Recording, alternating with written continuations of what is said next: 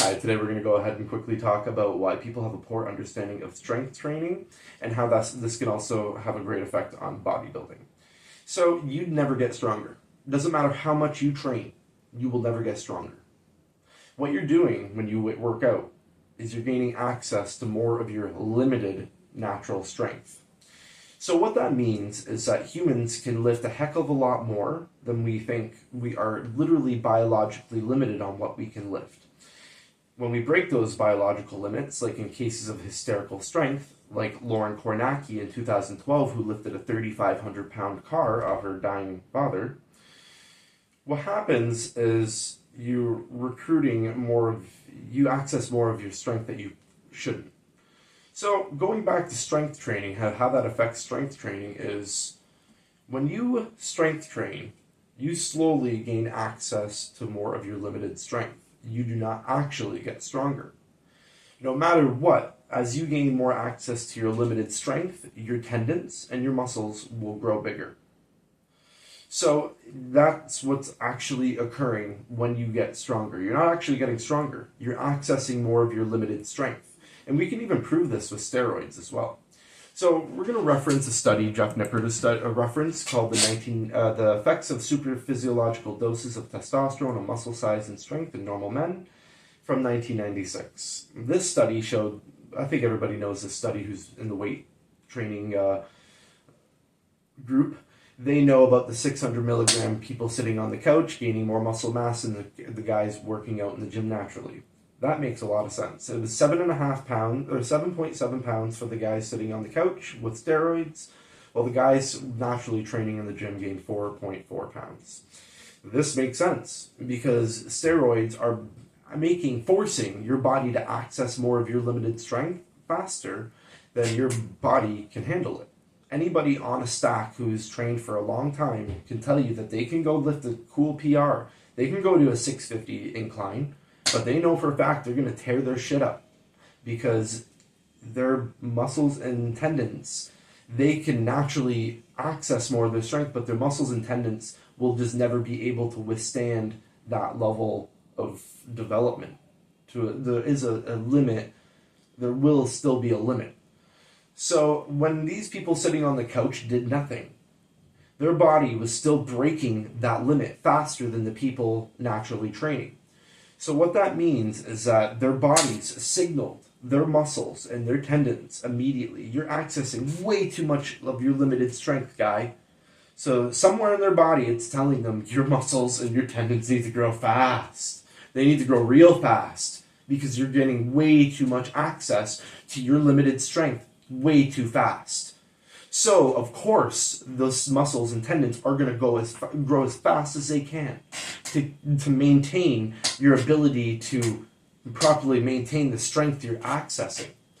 So, once again, when Lauren Kornacki lifted that 3,500 pound car off her father, she was a basketball player, university graduate.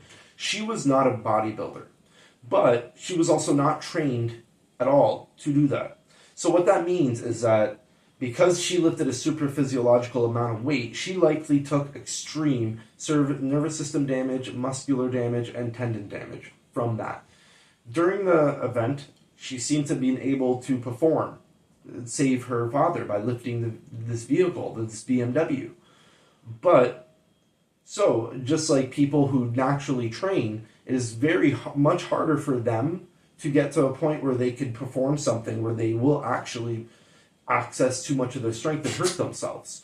People on steroids have far more access to their power, their limited strength than natural people. So their tendons and muscles are trying their best to keep up.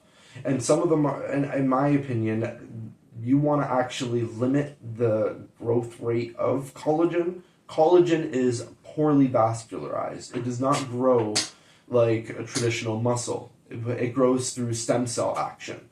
So what that means is if you have a horse with a hurt tendon, just a damaged tendon, and you sit it in the field for 6 months to 18 months and don't retrain it, it will literally thin out, and you're telling the stem cells in that area, this is what you're doing. You are walking around a field.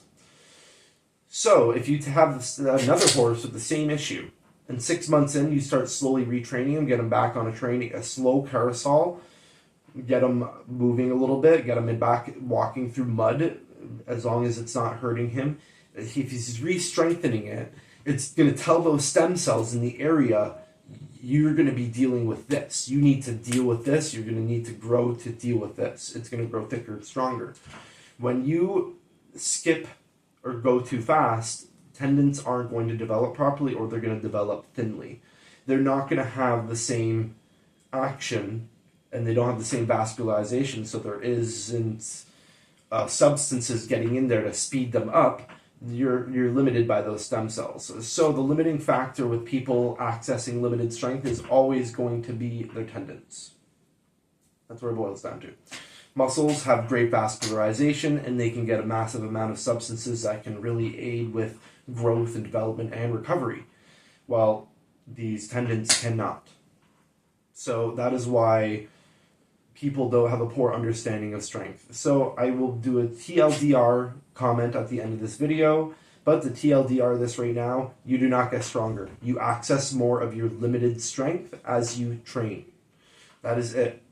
There are cases of people accessing 100% of their fully limited strength in hysterical strength scenarios where many people, especially smaller people, have lifted straight up vehicles off of dying loved ones and stuff. So where it boils down to is you're always going to slowly push that limiter back as you train. Some people are able to push it back too far really quick. Other people, it takes a lot more time. And I think people need to realize that if it takes more time, it is not the worst thing. It may actually be in your best interest overall to have a slower development. Because if you're accessing too much of your limited strength in your body, your muscles and tendons aren't growing to the capacity to keep up, once again, you're going to tear your shit up. So that's just my opinion on why people have a poor understanding of strength training, and why this has an effect on bodybuilding is because you do not grow your muscle. You're accessing more of your limited strength to grow your muscle. So in the end, bodybuilding should focus on compound lifts still. It should focus on a full routine. Isolation lifts are still very important, but I don't think they're as important as maintaining a full routine. You don't want to cut out squats. You don't want to cut out anything. You want to keep pushing that limited strength up so you can keep telling those muscles and tendons, you need to get bigger. You need to get stronger.